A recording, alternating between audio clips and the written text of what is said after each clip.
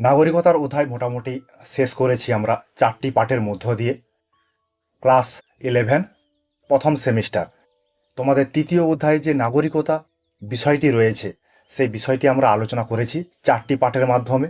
সেই 4টি পার্ট আলোচনা হওয়ার পরে তোমাদের ওই অধ্যায় থেকে যে কোশ্চেনগুলো হয়, মানে যত টাইপের কোশ্চেন হয় সেই কোশ্চেনগুলো তো দেওয়া হবেই, তার সঙ্গে কিছু ইম্পর্টেন্ট কোশ্চেন যোগ করে দেওয়া হচ্ছে। সেই ইম্পর্টেন্ট কোশ্চেনগুলো তোমাদের সামনে আলোচনা করে দেওয়া হচ্ছে।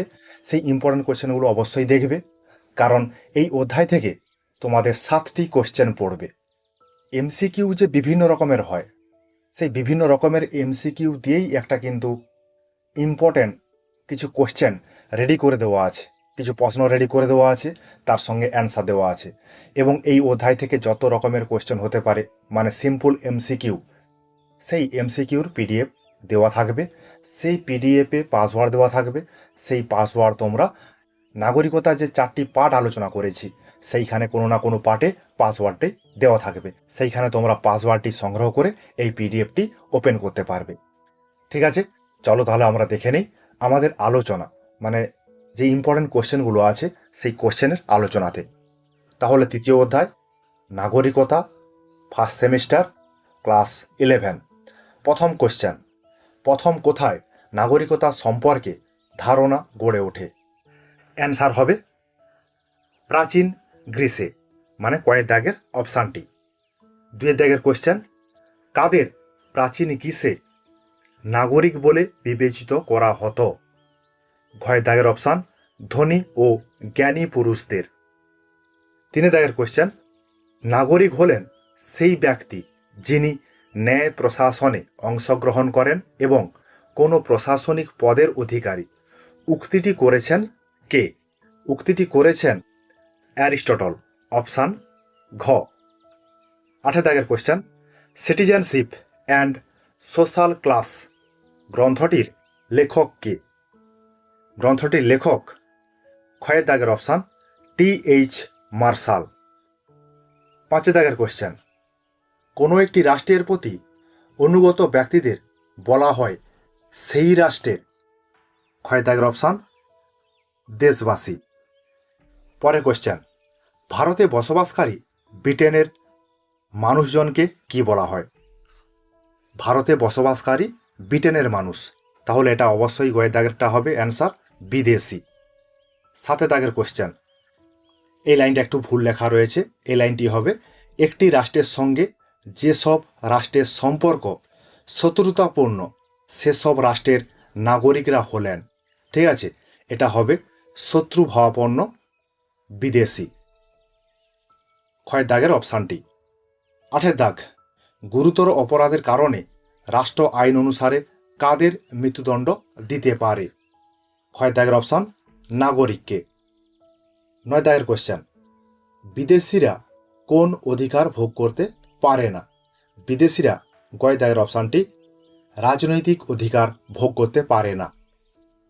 10 দাগের কোশ্চেন, জন্মের ভিত্তিতে যারা নাগরিকতা অর্জন করে তাদের বলা হয় স্বাভাবিক নাগরিক।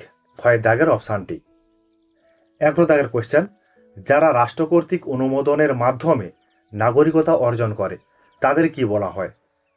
তাদের বলা হয় কয়েক দাগের অপশানটি অনুমোদন সিদ্ধ নাগরিক। 12 দাগের কোশ্চেন, কোন নীতি অনুযায়ী পিতামাতা যে রাষ্ট্রের নাগরিক তাদের সন্তানরাও সেই রাষ্ট্রের নাগরিক হিসাবে বিবেচিত হবে? কোন নীতি অনুযায়ী?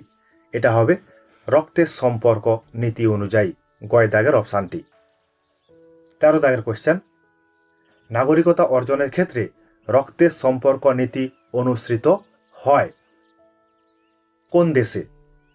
এটা হবে উপরে উল্লেখিত সবকটি রাষ্ট্রে, মানে ভারত, ফ্রান্স, সুইডেন সমস্ত রাষ্ট্রেই রক্তের সম্পর্ক নীতি গ্রহণ করা হয়।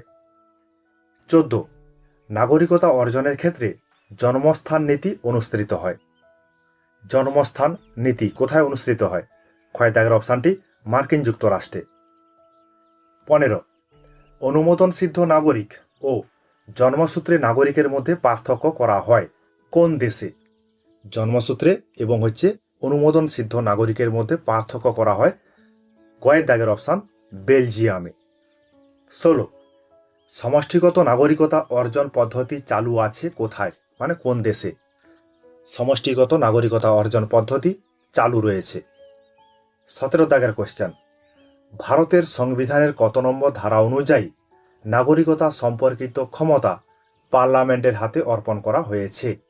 ঘয়ের দাগের অপশান 11 নম্বর ধারাতে। এগুলো সবই কিন্তু আমাদের নোটে আলোচনা হয়েছে, মানে যে পাঠগুলি আমরা আলোচনা করেছি এই অধ্যায় থেকে, সেই অধ্যায়ে কিন্তু আলোচনা রয়েছে। 18 দাগের কোশ্চেন, ভারতের সংবিধানের কততম অংশে নাগরিকতা সম্পর্কিত সাংবিধানিক ব্যবস্থার উল্লেখ রয়েছে। ক্ষয় দাগের অপশান দ্বিতীয় অংশে। 19 সর্বশেষ কত খ্রিস্টাব্দে 1955 খ্রিস্টাব্দের নাগরিকত্ব আইন সংশোধন করা হয়েছে। ক্ষয় দাগের অপশান 2019 খ্রিস্টাব্দে। 20 দাগ, জন্মসূত্রে নাগরিকতা অর্জনের নীতি, মানে কয়টি নীতি রয়েছে? 2টি নীতি রয়েছে, সেগুলো আমরা ক্লাসে আলোচনা করেছি। জন্মসূত্রে নাগরিকতা অর্জনের 2টি নীতি বা পদ্ধতি রয়েছে। এখানে আর বিশেষভাবে আলোচনা করছি না, কারণ সেখানে আলোচনা রয়েছে, এখানের আলোচনা দীর্ঘায়িত করব না। 21 দাগের কোশ্চেন, গণতন্ত্রের সাফল্যের অন্যতম অপরিহার্য শর্ত হল সুনাগরিকতা। এ কথাটা বলেছেন কে? এটা বলেছেন কয় দাগের অপশান মিল। পরে কোশ্চেন, একটি জাতি তার যোগ্যতা অনুসারে সরকার পায়, উক্তিটি করেছিলেন কে? গয় দাগের অপশান ভলতেয়ার। 23 দাগ, অপর কোনো রাষ্ট্রের নাগরিকতা অর্জন না করেও কোনো ব্যক্তির নাগরিকতা বিলুপ্ত হলে তাকে বলা হয় কি?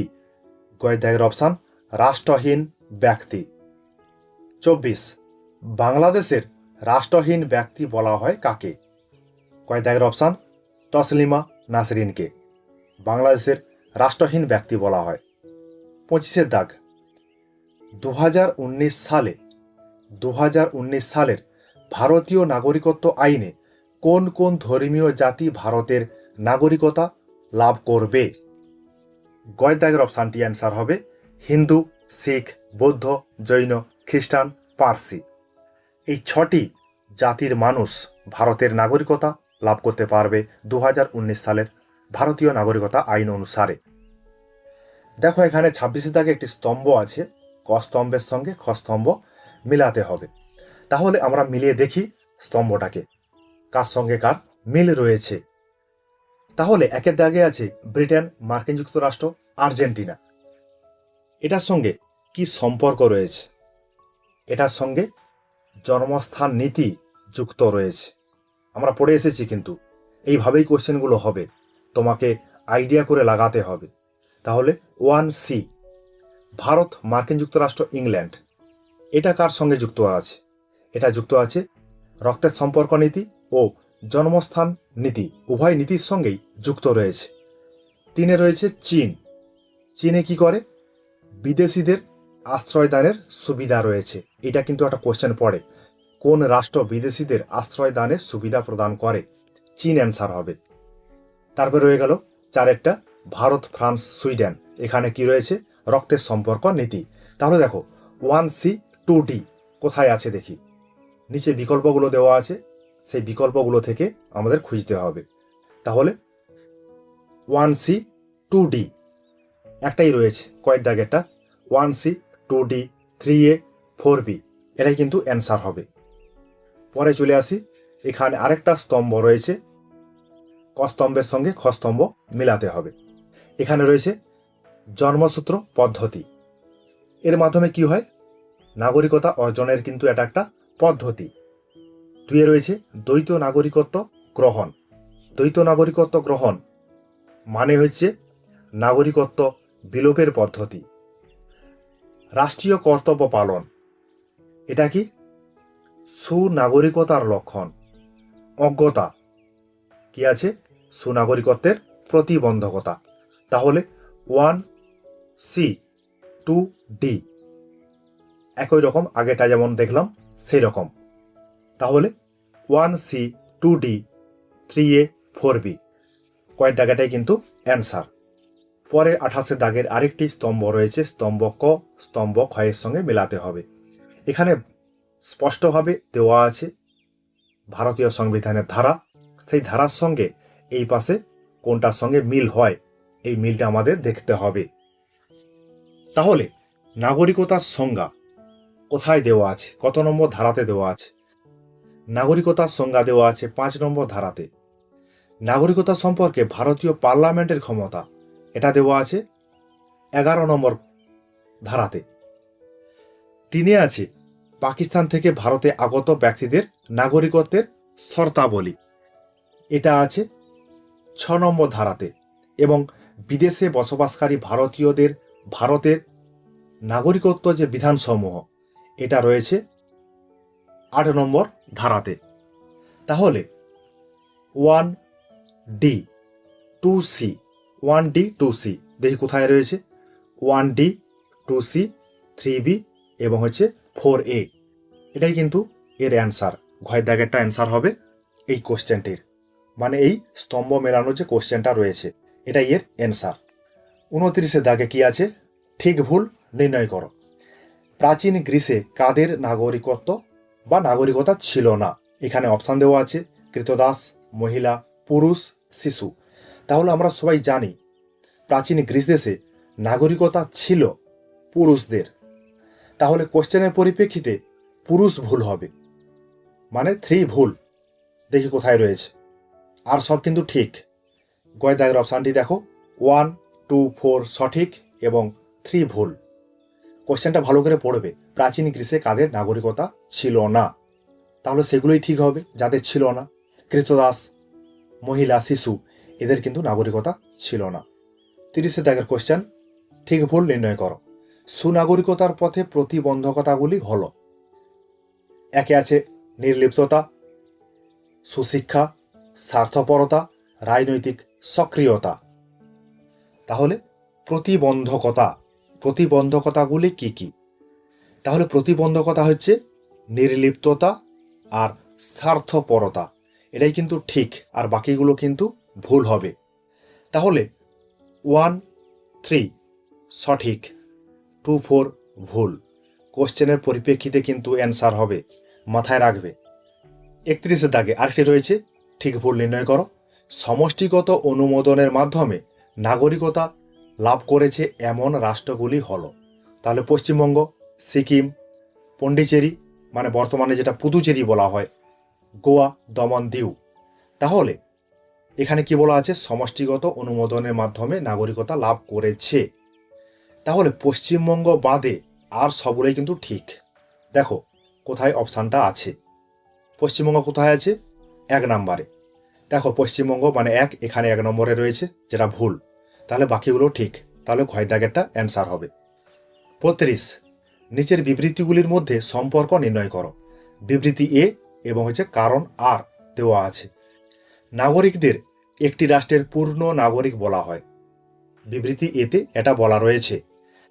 কারণ আরে আছে রাষ্ট্রের নাগরিকরাই একমাত্র পৌর বা ব্যক্তিগত স্বাধীনতা বা অধিকার ও সামাজিক অধিকার সহ রাজনৈতিক অধিকার ভোগ করে থাকেন।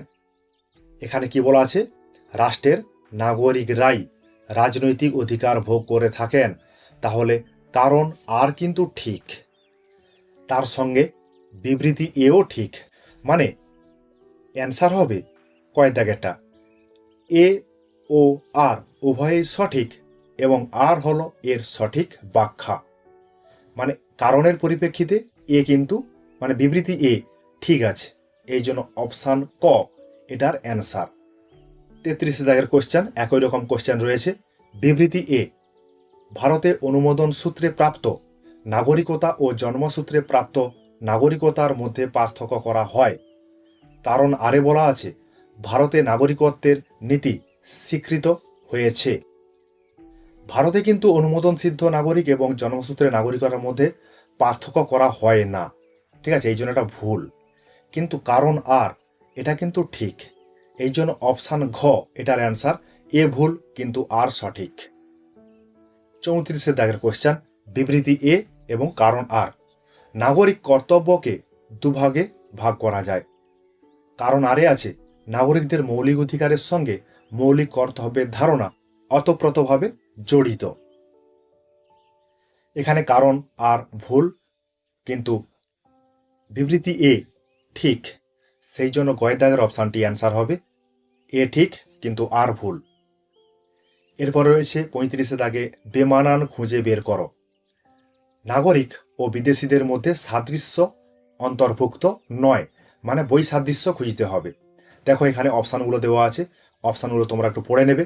পড়ে নেওয়ার পর দেখবে বিদেশি এবং নাগরিকের মধ্যে সাদৃশ্য কোনটা নয়। পড়লেই তোমরা দেখতে পাবে নাগরিক ও বিদেশি উভয়েই ভোটাধিকার প্রয়োগ করার অধিকারী, কিন্তু এটা তো নয়, এটা তো ভুল। তাহলে এটাই বেমানান, এটাই অ্যান্সার। ক্ষয় দায়ের অপশানটাই অ্যান্সার হবে। বিদেশিরা কোনো সময় তো একটা দেশে ভোট প্রদান করতে পারে না, মানে বিদেশি হিসাবে যে রাষ্ট্রে আছে, তাহলে এটা ভুল। 36 দাগের কোশ্চেন, বেমানান খুঁজে বের করো। ভারতীয় সংবিধানে উল্লেখিত নাগরিকত্ব সম্পর্কিত ধারা অন্তর্ভুক্ত। তাহলে আমরা জেনেছি কি 5 থেকে 11 নম্বর পর্যন্ত কিন্তু ভারতীয় সংবিধানের নাগরিকত্ব সম্পর্কে আলোচনা করা রয়েছে। তাহলে দেখো প্রথম অপশানটাই ক 12 নম্বর ধারা, এটা কিন্তু নাগরিকত্ব ধারার মধ্যে পড়ে না, এই জন্য কয়েক দাগেরটাই অ্যান্সার হবে, মানে এটাই বেমানান অন্যান্য অপশানগুলোর থেকে। ঠিক আছে, তাহলে তোমাদের সামনে এই কয়েকটি কোশ্চেন আলোচনা করা হলো, ইম্পর্টেন্ট কোশ্চেন আলোচনা করলাম। এবং এর সঙ্গে মানে এই অধ্যায়ের যে সমস্ত কোশ্চেনগুলো হয়, মানে অনেক কোশ্চেন, যত টাইপের কোশ্চেন হয় সেই কোশ্চেনগুলো দেওয়া হবে বলেছিলাম। সেই কোশ্চেনগুলো তোমরা একটু দেখে নাও। এই পিডিএফটাই তোমাদের কিন্তু ডেসক্রিপশানে বা প্রথম কমেন্টে দেওয়া থাকবে, তোমরা সেখান থেকে এই পিডিএফটি সংগ্রহ করে নেবে। লিঙ্ক দেওয়া থাকবে, লিঙ্কে ক্লিক করলেই তোমরা কিন্তু এই পিডিএফটা পেয়ে যাবে। সেটা বলছিলাম, সেই পিডিএফে পাসওয়ার্ড দেওয়া আছে, সেই পাসওয়ার্ডটা তোমরা কিভাবে পাবে সেটা কিন্তু আমরা প্রথমে আলোচনা করেছি। ঠিক আছে, তোমরা দেখবে, পড়বে, বন্ধু বান্ধবদের সঙ্গে আলোচনাগুলো শেয়ার করবে। যারা এখনো পর্যন্ত এই চ্যানেলে যোগ দাওনি তারা অবশ্যই যোগ দিয়ে দেবে। ঠিক আছে, বুঝতে না পারলে অবশ্যই কিন্তু কমেন্টে জানাবে, কোনো সমস্যা থাকলে অবশ্যই কমেন্টে জানাবে, তোমাদের উত্তর দেওয়া হবে। ঠিক আছে, তোমাদের জন্য আমার এই কিঞ্চিত প্রয়াস।